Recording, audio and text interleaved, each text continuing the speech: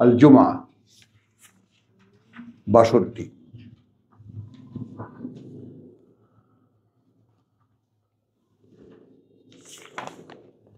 এখানে আছে ইয়া আইয়ুহাল্লাযীনা আমানু, আয়াত ৯। ইযা নুদিয়া লিস-সালাত, যখন ডাক দেওয়া হলো তোমাদেরকে লিস-সালাত, হ্যাঁ, মিন ইয়াউমিল জুমআতে,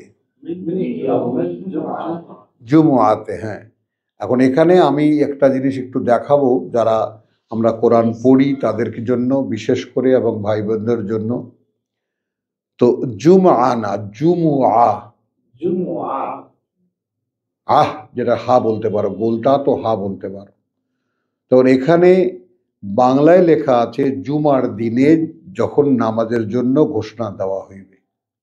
তো এটা তো আমাদের যাদের কাছে নামাজ ছিল দাঁড়ানো, এখনো যাদের কাছে আছে, তারা সেই জুমার দিন বা জুমার নামাজের কথাই বলবেন।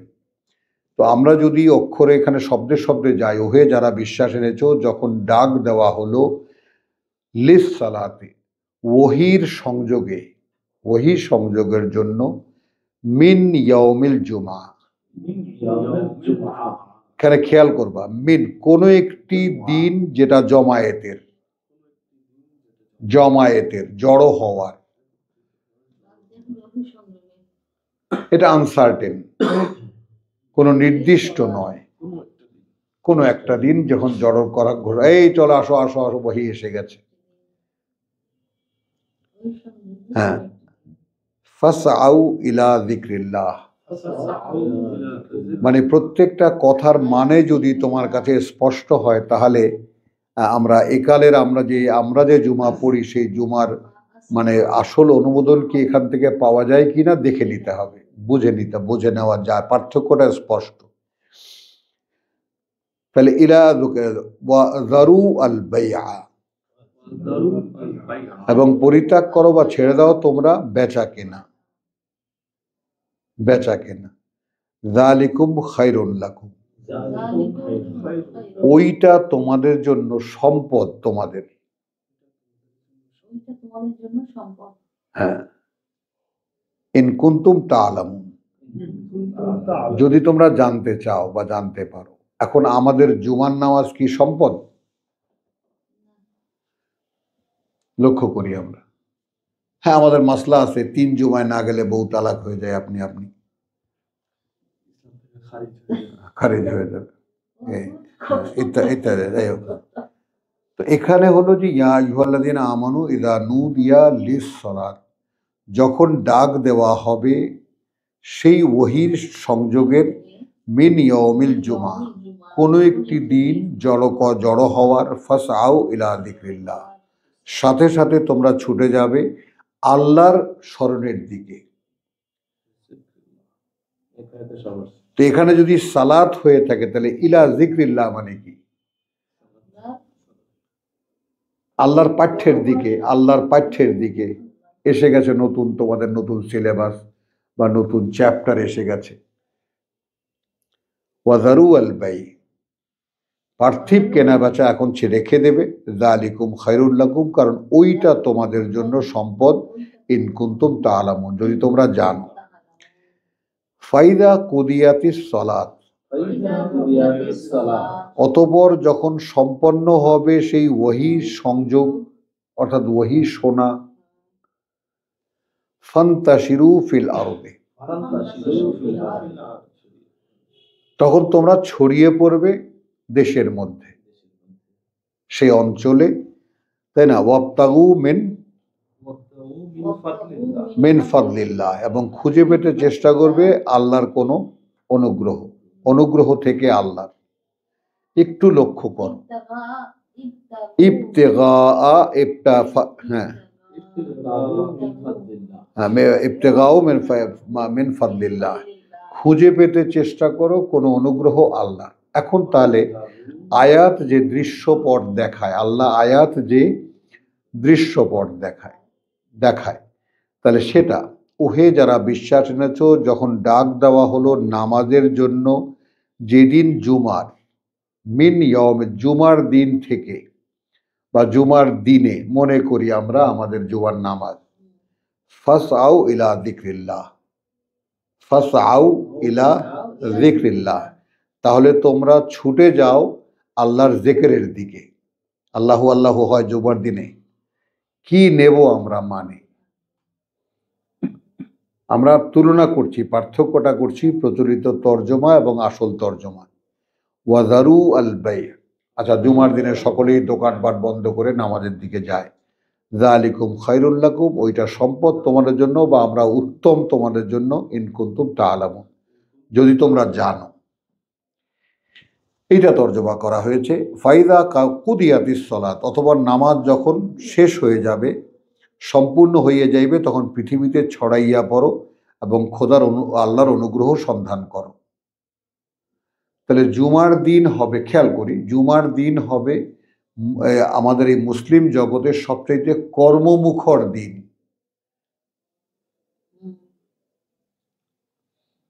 সেটা ছুটির দিন কেমন করে হয়? মানে পরস্পর বিরোধিতা, অর্থাৎ কথার সঙ্গে লিমা তাকুলুনা মা লা তাফআলুন, কেন সেটা বলো যা তোমরা করো না। তা আমরা যে মুসলিম, মানে মুসলমানদের দেশে যে শুক্রবার দিন বন্ধ, বন্ধ না, বন্ধ বন্ধ করে নামাজে যাই আমরা, নামাজে গিয়ে তারপর কোথায় কি করি, ভালো খাওয়া দাওয়া করে শুয়ে পড়ি, আরাম করি, বা ছুটি কাটাতে যাই, বেড়াতে যাই। আমরা লক্ষ্য করব যেটা কোরআনে যে জুমার কথা বলা হচ্ছে, সেইটা কি এই জুমার নামাজ? এটা প্রশ্ন আমরা রেখে গেলাম সকলের কাছে। তারপরে যেটা আছে যে তোমরা ছড়িয়ে পড়ো দেশের মধ্যে এবং খুঁজে পেতে চেষ্টা করো আল্লাহর অনুগ্রহ। এই দেশের মধ্যে ছড়িয়ে পড়ো মানেটা কি? অর্থাৎ যে ওহী পেয়েছো সেই ওহী নিয়ে যে যতটুকু পারো ছুটে যাও। কার কার কাছে বলবা তোমরা এই ওহী, ভাই আল্লাহর ওহী এসেছে, আল্লাহ এই সপ্তাহে বা আল্লাহ এই দিনে আমাদেরকে, এখন রসুল ডেকেছিলেন, ডেকে আমাদেরকে নতুন এই এই কথা বলেছেন, যেটা আল্লাহ বলেছেন তোমাদেরকে।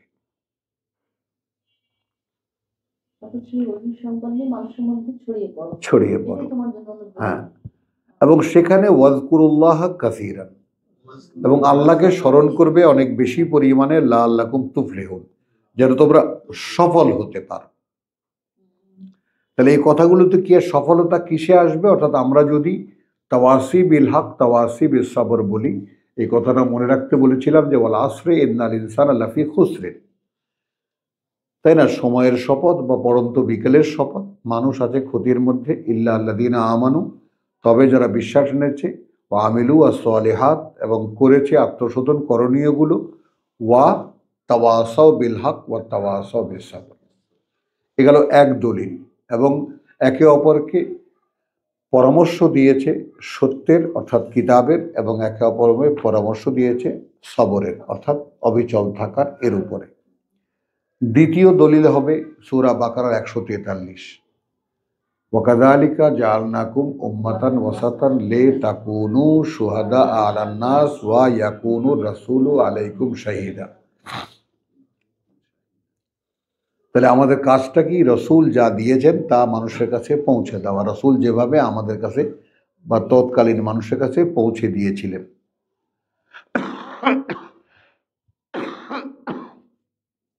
লাআল্লাকুম তুফলিহুন,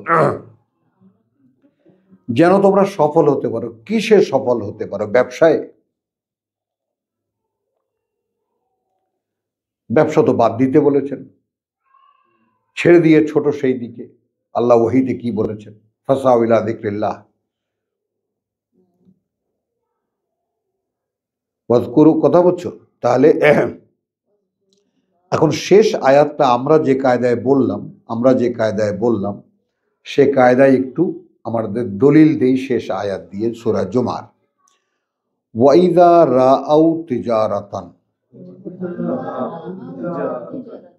তিজারাতান 9 নম্বর আয়াত বলছে যখন ডাক দেওয়া হলো তোমাদেরকে জুমার দিনে নামাজের জন্য, খেয়াল করবা, তাহলে তোমরা ছুটে যাও আল্লাহর জিকিরের দিকে।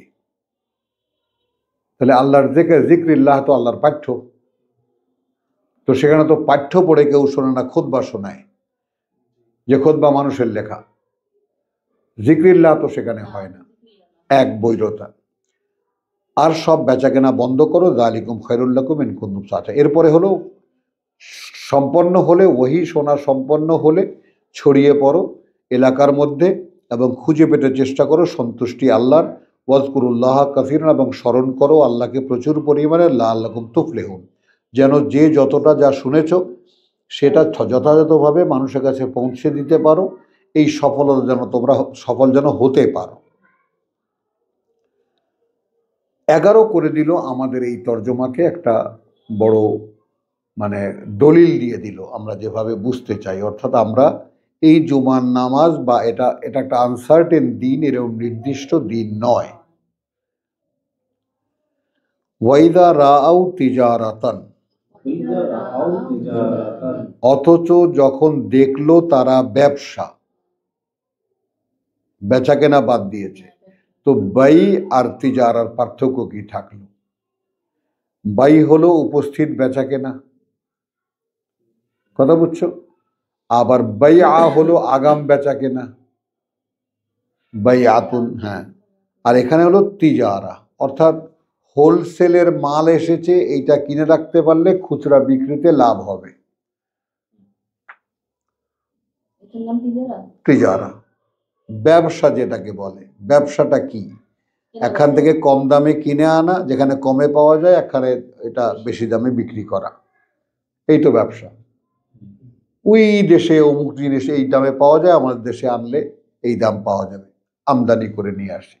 আবার চক বাজার থেকে পাইকারি দরে কিনে নিয়ে আসি, এনে বাজারে বসে খুচরা বিক্রি করি। তো যখন দেখলো, কারা দেখলো? যাদেরকে ডাকা হয়েছিল, যাদেরকে সম্বোধন করা হয়েছে ইয়া আইয়ুহাল্লাযীনা আমানু। বোঝা যাচ্ছে? এই 3 আয়াতের একদম প্রকাশ্য দৃশ্যপটটা দেখে নাও। ওয়াইদা রাআউ তিজারাতান আও লাহওয়ান, তাহলে একদিকে দাঁড়াচ্ছিলেন, খেয়াল করবা, একদিকে রাসূল দাঁড়িয়েছিলেন ওহী বলার জন্য, যা আল্লাহর কাছ থেকে তার কাছে এসেছে, এই জন্য ডেকে তার জনগণকে জড়ো করেছেন, তার প্রতি বিশ্বাসীদেরকে। এমন সময় দেখলো ব্যবসা এসেছে, অর্থাৎ হোলসেল মালামাল এসেছে, উটের পিঠে উটের কাফেলা এসেছে। অথবা দেখলো যে তোমার যাকে বলে যে বিনোদনের পার্টি এসেছে, যাত্রা পার্টি এসেছে, পালা পার্টি এসেছে, নাচের পার্টি এসেছে, লাহওয়াল।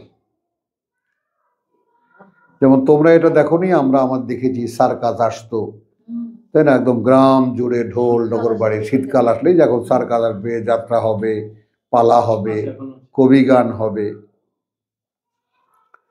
তো ওয়াইদা রাআউ তিজারাতান আও লাহওয়ান, অথবা কোনো বিনোদন যখন দেখলো, ইনফাদ্দু ইলাইহা, হ্যাঁ, ছুটে চলে গেল সেই দিকে। এবং আল্লাহ কথাটাকে কিভাবে পূর্ণ করেছেন সেটা দেখার মতো। ওয়া তারাকুকা কায়েমান, এবং রেখে গেল তোমাকে একা দাঁড়িয়ে। কই এখানে তো ব্যতিক্রম আল্লাহ করেন নাই যে কিছু মানুষ ছাড়া বাদ বাকি চলে গেল, সবাই চলে গেল। তো তাই তো দেখো, তারাকুকা কায়েমান, আকৃষ্ট হইয়া দ্রুত চলিয়া গেল, তোমাকে দাঁড়ানো অবস্থায় রাখিয়ে গেল।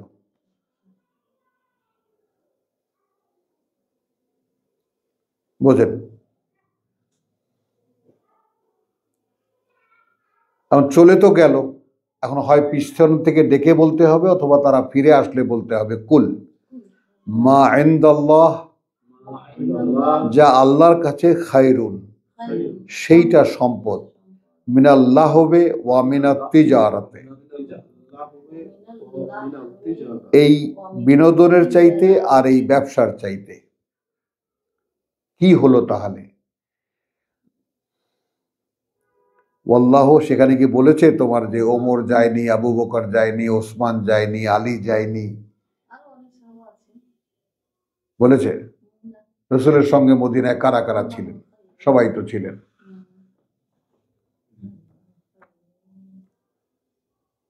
তাহলে ইমাম সাহেবকে সামনে দাঁড় করিয়ে রেখে যদি সালাতি হতো,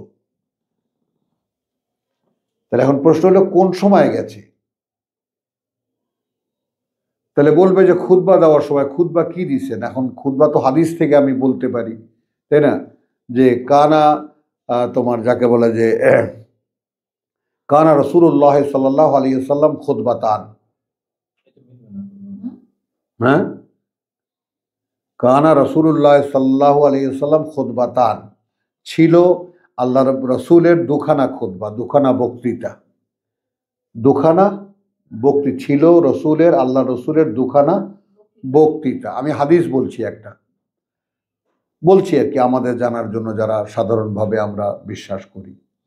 খুতবা তোমার ইয়াকরাউ আয়াতিল্লাহ, আয়াতুল কোরআন, ইয়াকরাউ আয়াতুল কোরআন ওয়া ইয়াজলিসু বাইনাহুমা, তাদের দুই, মানে তাদের দুই।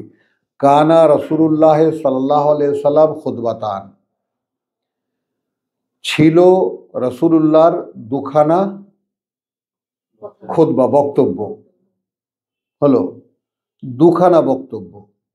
কি করতেন? ইয়াকরাউ আয়াতুল কোরআন, পড়তেন কোরআনের আয়াত, ওয়া ইন্না লিল্লাহি ওয়া ইন্না ইলাইহি রাজিউন, ওয়া ইউযাক্কিরু বিহিমা, এবং তা নিয়ে আলোচনা করতেন, বুঝিয়ে দিতেন। ওয়া ইয়াজলিসু বাইনাহুমা, এবং বসতেন তার মাঝখানে একবার। সৌদি আরবের যে ওয়েদার, সেই অনুযায়ী যদি আমার জন্য নামাজ ধরি, আর ওই সময় কোনো গান বাজনা বা এটা কোনো কিছুই আসে না এখানে। যাই হোক, তো এখন ওটা তো, এটা তো মদিনার কথা বুঝছো? মদিনা যখন ওই যে আসতো সিরিয়া থেকে পার্টি আসতো, ওই যে আমরা সূরা সেটা কি দুপুরে সম্ভব? আনফা, হ্যাঁ সেটাই বললাম, আসতো যখন সকালবেলা বা দুপুরবেলা, যখনই আসতো। না, আমার এখানে কথা হলো যে ছুটে যাওয়া, তো একদম তোমাকে একা দাঁড় করে রেখে সবাই ছুটে গেল।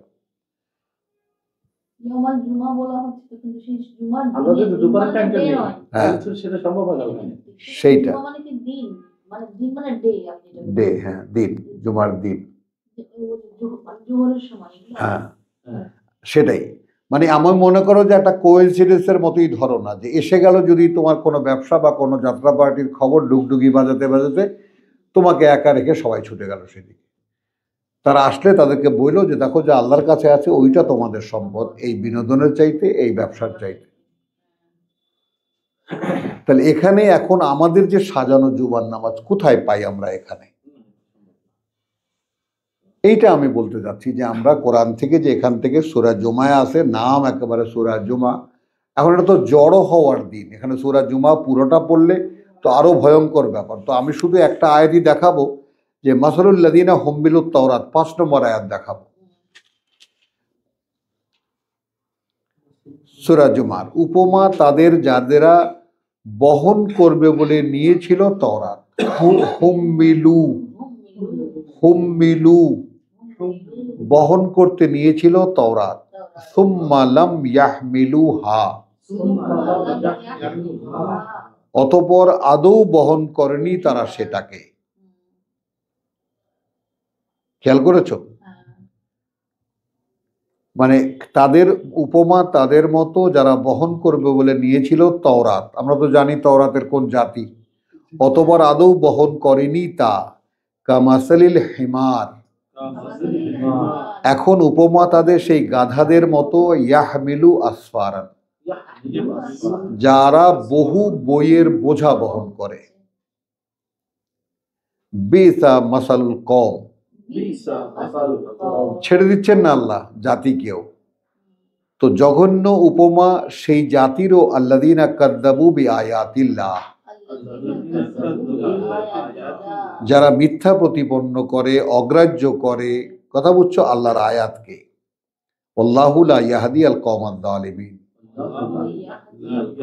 আল্লাহ আদৌ পরিচালিত করেন না তাদেরকে যারা নিজেদের সর্বনাশ নিজেরা করে। তো এই তো হলো ব্যাপারটা। কথাটা বুঝছো? তাহলে সেই আয়াত 5 নম্বর আয়াতের এরপরে 3খানা আয়াত ইহুদিদেরকে কি বলেছেন, তারপরে 3খানা আয়াত, অর্থাৎ 9, 10, 11। তাতে এই জুমার নামাজ কি কোরআন থেকে দাঁড় করানো যায়? এটা আমাদের প্রশ্ন সকলের কাছে। তো আলহামদুলিল্লাহ, আবার আমরা একটু বিরতি নিয়ে নিচ্ছি, যেখানে সূরা সাফে বলা শেষ হয়ে গেছে। সূরা হ্যাঁ, জুমা শেষ হয়ে গেছে।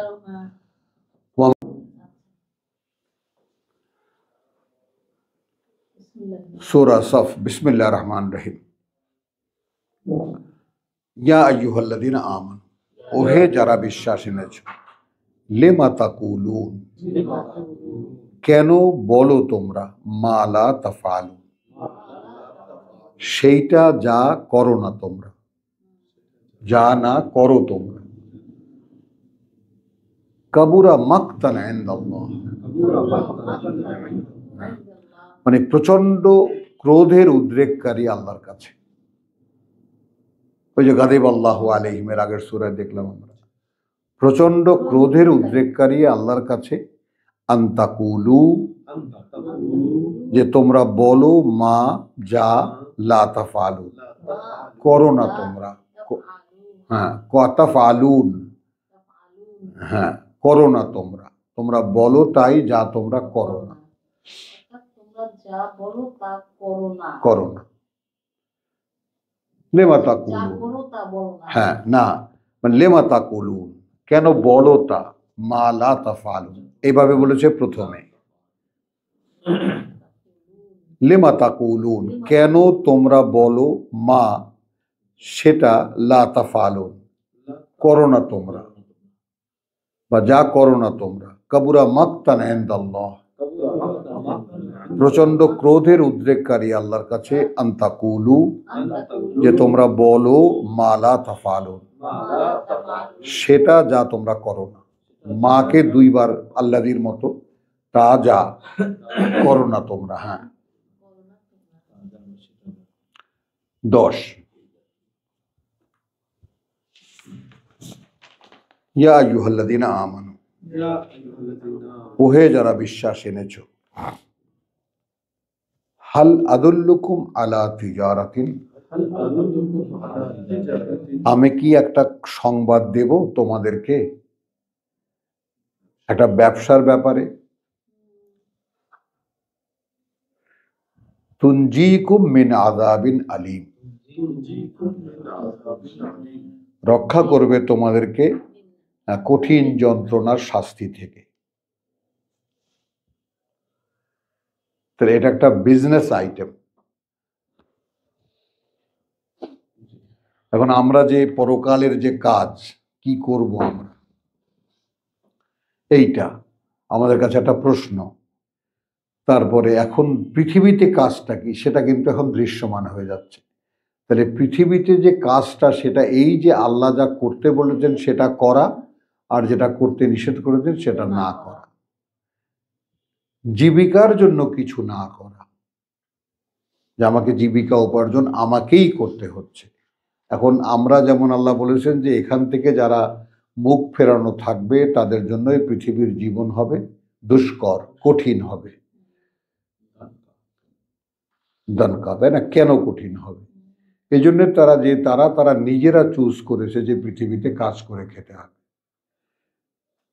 খাও, যেমন যে কারণে ইবলিস আদমকে বের করে নিয়ে আসলো ওখান থেকে, যার মুখোমুখি করে দিল, ফেলে দিল যার মুখে।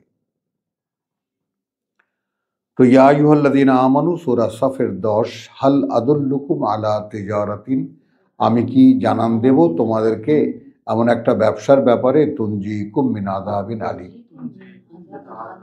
রক্ষা করবে তোমাদেরকে কঠিন যন্ত্রণা থেকে। তুমিনুনা বিল্লাহ, এখন ব্যবসার মূলধন কি কি, ব্যবসার মূলধন কি কি লাগবে ব্যবসা করতে? বিশ্বাস আনবে তোমরা আল্লাহতে, ওয়া রাসূলিহি।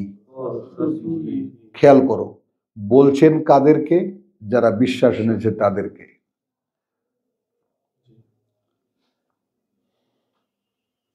কি ভয়ঙ্কর কথাটা একটু লক্ষ্য করে দেখো তো। এইভাবে এই যে এত সুন্দর করে একেবারে কথামালা গাথা আছে, এটা তো আমরা জানি না।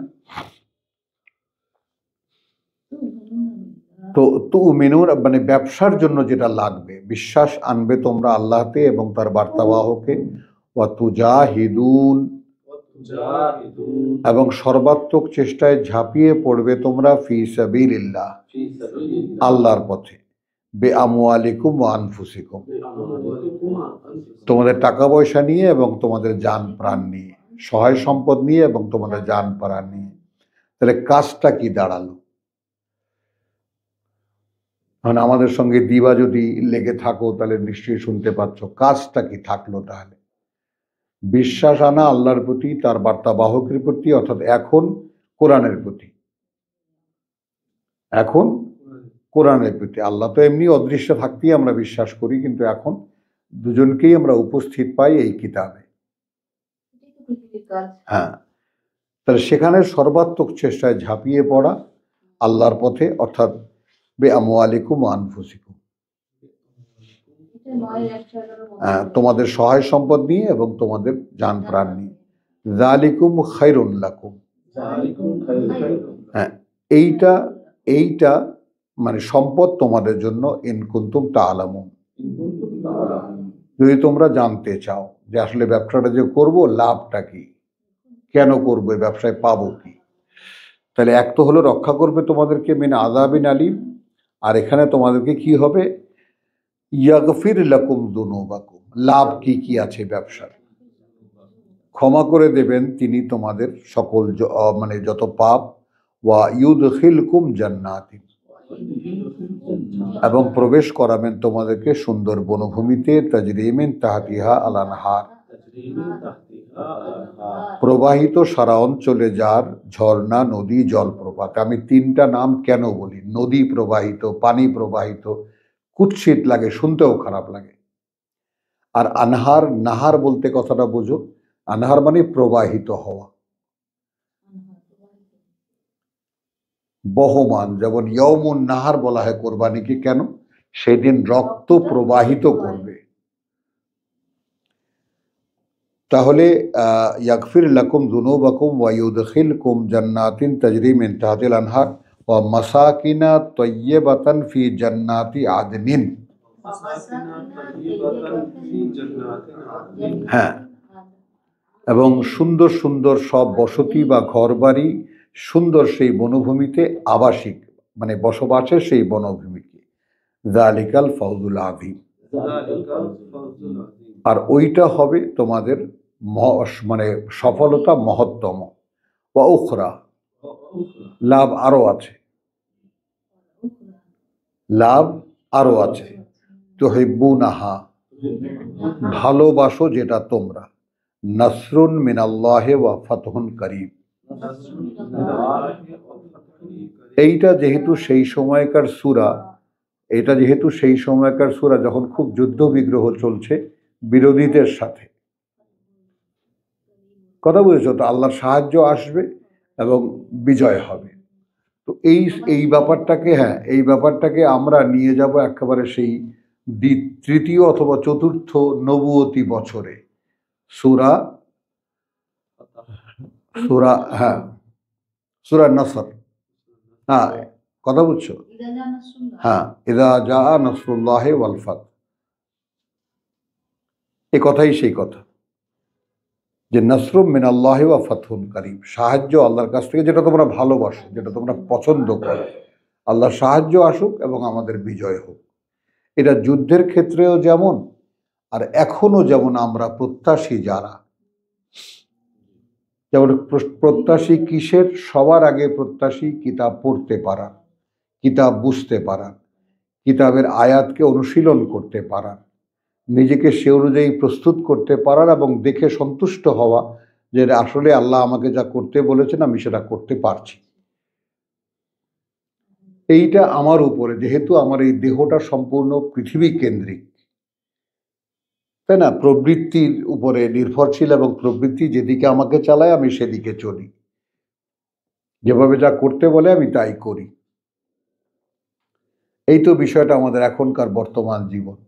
তো সেখানে এই স্রোত থেকে উঠে এসে নিজেকে নিজেকে পরকালমুখী করা, এবং পরকালের একমাত্র অবলম্বনেই কোরআনকে পাঠ্য হিসেবে নিয়ে কোরআন অনুযায়ী নিজেকে তৈরি করা। তো সেই জন্য পড়তে হবে, বুঝতে পারতে হবে। এই সর্বক্ষেত্রে আল্লাহর সাহায্য ছাড়া কিছুই হতে পারবে না। তো এইটা আমরা যারা একালের মানুষ, যারা এখন কোনো যুদ্ধ বিগ্রহ ফেস করছি না, তারাও কিন্তু আসলে একটা মহাযুদ্ধ লাগিয়ে বসেছি নিজের সাথে। নিজের ইচ্ছা, কামনা, বাসনা, নিজের প্রবণতা কোনো কিছুই চায় না যে আমি কোরআন অনুশীলন করি। তাহলে আমার বিরুদ্ধে যেতে হচ্ছে না? তো তুমি বিশ্বযুদ্ধ লাগিয়ে দাও না, সেটার চাইতে অনেক বড় যুদ্ধ নিজের সাথে নিজে লড়াই করা, যেটা প্রতি মুহূর্তে।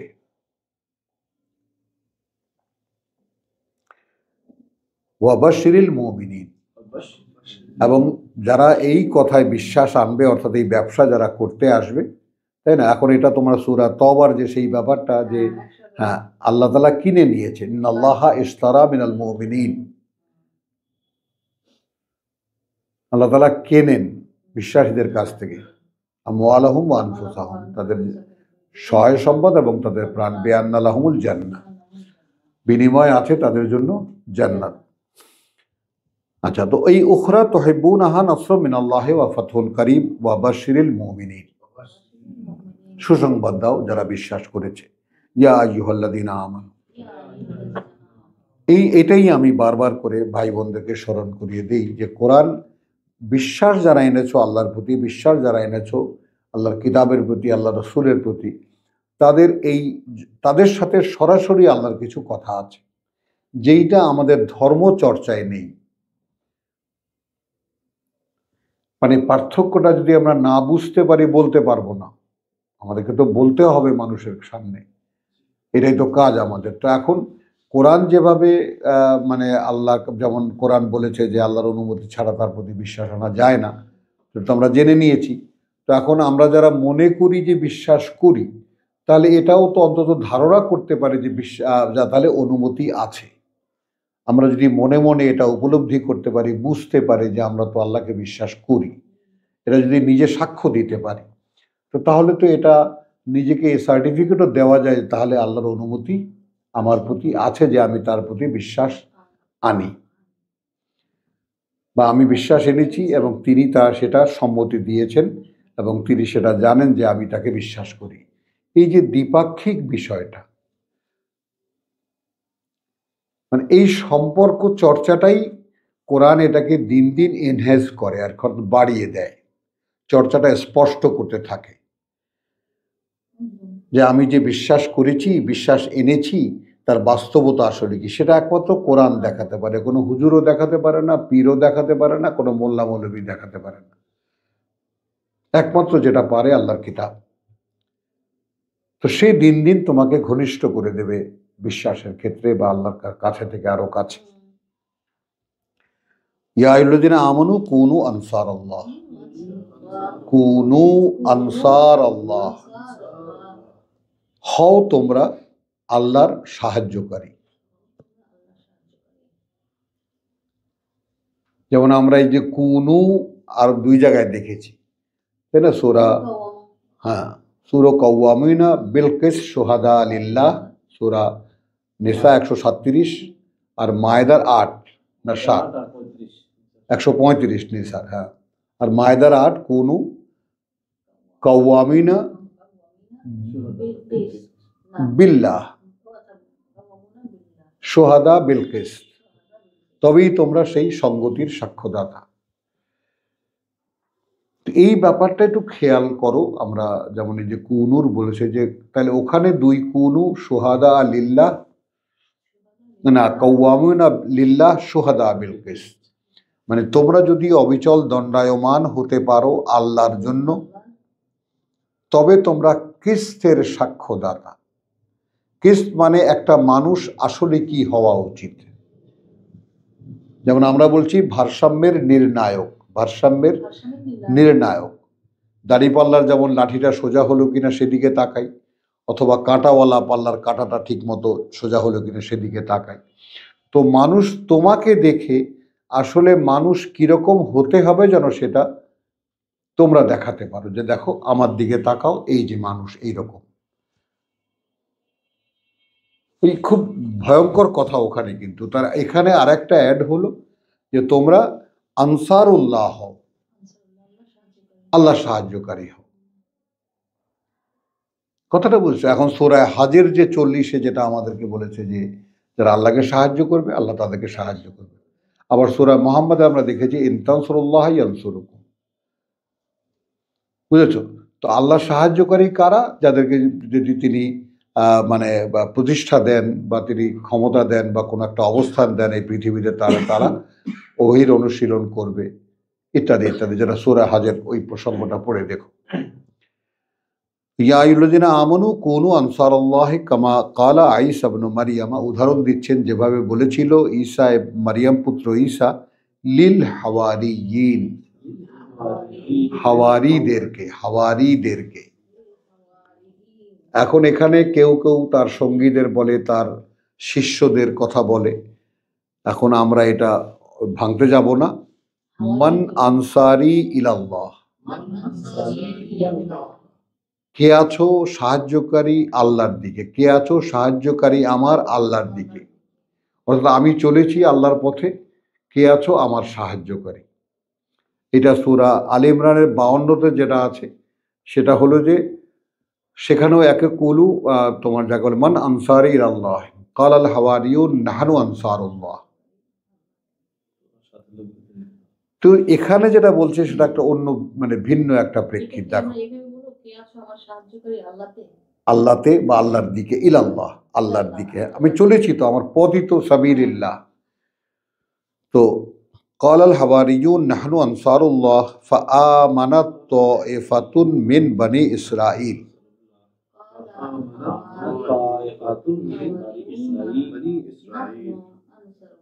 আনসারুল্লাহ, আনসারুল্লাহ, হ্যাঁ আমরা সাহায্যকারী আল্লাহ। তারপর আমানাত তাইফাতুন মিন বনি ইসরাঈল। এখন একটা দল, একটা শ্রেণী, একটা পক্ষ, একটা গুচ্ছ, মানে এক দল এক অংশ। তো তখন বিশ্বাস আনলো একটা অংশ, হ্যাঁ ইসরাইল বংশধরদের মধ্যে, মিন বনি ইসরাঈল। ওয়া কাফারাত তাইফা, আর একটা অংশ প্রত্যাখ্যান করলো। তাহলে বনি ইসরাইল থেকেও মানে ঈসা আলাইহিস সালামের আহ্বানে কেউ কেউ বিশ্বাস এনেছিল। ফাআইয়াদনা আল্লাযীনা আমানু, এই আর একবার পেলাম আমরা এখানে আমানু। তখন সাহায্য করেছিলাম আমরা তাদেরকে যারা বিশ্বাস এনেছিল। আলা আদুবিহিম, বিপরীতে শত্রুদের তাদের, বিপরীতে শত্রুদের তাদের। ফাসবাহু যাহিরিন, পরে পরিণত হলো তারাই বিজয়ী। যাহিরিন তারাই বিজয়ী হলো, রেজাল্ট হলো যে তারাই বিজয়ী হলো। তাহলে মানে ইন তানসুরুল্লাহ ইয়ানসুরুকুম, আর আল্লাহ সাহায্য করলে বিজয় অনিবার্য। তো আলহামদুলিল্লাহ সূরা মানে সফে গেল এই কয় আয়াত, 3 আয়াত, 2, 10, 14।